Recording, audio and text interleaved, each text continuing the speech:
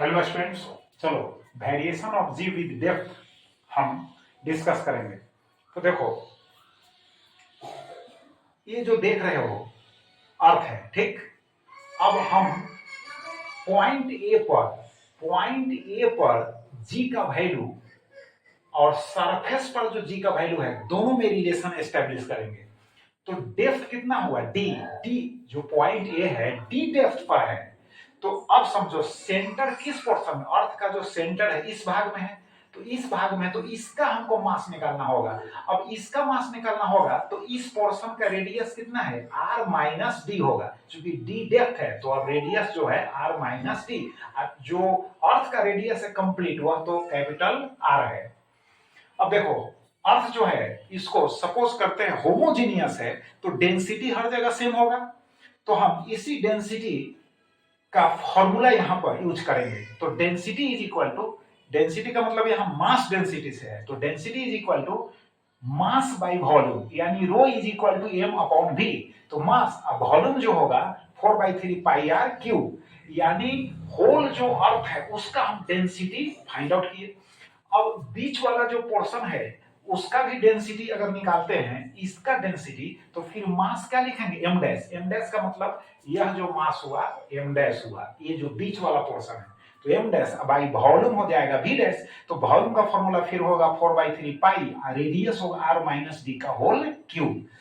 अब चूंकि डेंसिटी तो सेम है, तो ऐसे आप इस इक्वेशन के बराबर कर दो, दोनों डेंसिटीज को बराबर कर दो, तो फिर रिलेशन मिल जाएगा। नहीं तो आप डेंसिटी में डेंसिटी से डिवाइड कर दो, तो जब डिवाइड करोगे तो 1 होगा। इस तरह से है ना, डिवाइड करने पर हमको एम डैश का वैल्यू मिल जाएगा M into R minus D का होल क्यूब बाई होगा आर क्यूब। यह एम डैश का वैल्यू हुआ, यानी बीच वाला जो पार्ट है अर्थ का उसका वैल्यू हुआ। अब यहां पर देखो सरफेस पर क्या होगा, g is equal to G M by R square. फिर डेप्थ में क्या होगा, G D is equal to G M dash by R minus D का होल स्क्वायर। अब हम इस इक्वेशन से फिर डिवाइड करेंगे, तो जी डी बाई जी होगा, इधर G M dash by R minus D का होल स्क्वायर होगा, और यहां इससे जो डिवाइड करेंगे तो आर स्क्वायर ऊपर चला जाएगा, जीएम आ जाएगा नीचे, जी कैपिटल जी, यहां भी कैपिटल जी, कैंसिल हो जाएगा। एम डैश का वैल्यू हम यहां डाल देंगे। अब एम डैश का वैल्यू वहां से उठा कर यहां डाल दिए, डालने के बाद हमको क्या मिल गया, at last G D by G is equal to R minus D by R. अब तो G D is equal to कितना हो जाएगा, जी से इसमें मल्टीप्लाई कर दो, तो G into 1 minus D by R. आप कहोगे 1 माइनस डी बाई आर कैसे हुआ, अरे यार आर में आर से डिवाइड करोगे तो 1 होगा, डी में आर से डिवाइड करोगे तो डी बाई आर होगा। तो G D is equal to g into 1 minus D by R हो गया, यह रिलेशन हो गया। अब देखो यहाँ माइनस साइन शो करता है कि डेप्थ के साथ जो है acceleration due to gravity decrease करता है, घटता है। तो पहले हम बताए थे हाइट के साथ भी घटता है और डेप्थ के साथ भी घटता है।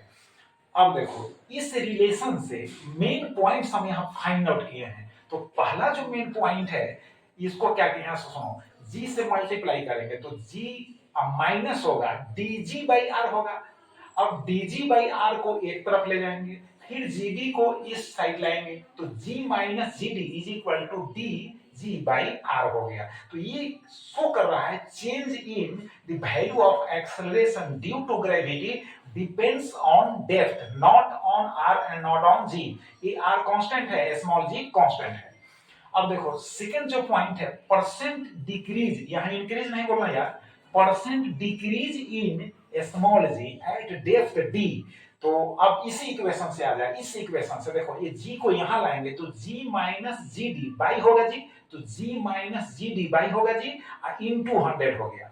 तो ये हो गया percent decrease in the value of g is equal to d by R into 100। 100 से मल्टीप्लाई किए तो इधर भी 100 से मल्टीप्लाई किए, और जो आंसर आएगा वो परसेंट में आएगा। बात समझ गए।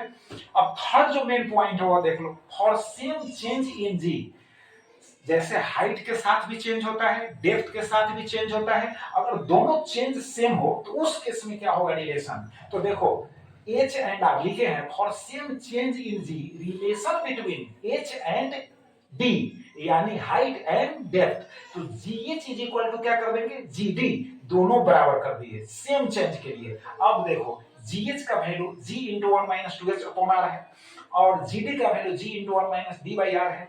लेकिन एक बात याद रखना है कि हम इसको इक्वल लिखे हैं, इक्वेट किए हैं, लेकिन कंसीडर करना है H is very smaller than very smaller than R, मतलब H का वैल्यू R से काफी छोटा होना चाहिए। अब बात समझ गए? तो लास्ट में हमको मिलेगा D is equal to 2H, यानी D डेप्थ है और H का हाइट है, तो डेप्थ जो होगा हाइट का ट्वाइस होगा, उस केस में चेंज जो होगा सेम होगा। बात समझ गए? तो ऑब्जेक्टिव क्वेश्चंस में एमसीक्यू में भी पूछा जा सकता है, तो आप इसको प्रैक्टिस करें। फिर नेक्स्ट वीडियो में हम इसी पर जो है बेस्ड ऑन दिस रिलेशन जो है न्यूमेरिकल प्रॉब्लम्स सॉल्व करेंगे। बहुत बहुत धन्यवाद, थैंक यू वेरी मच।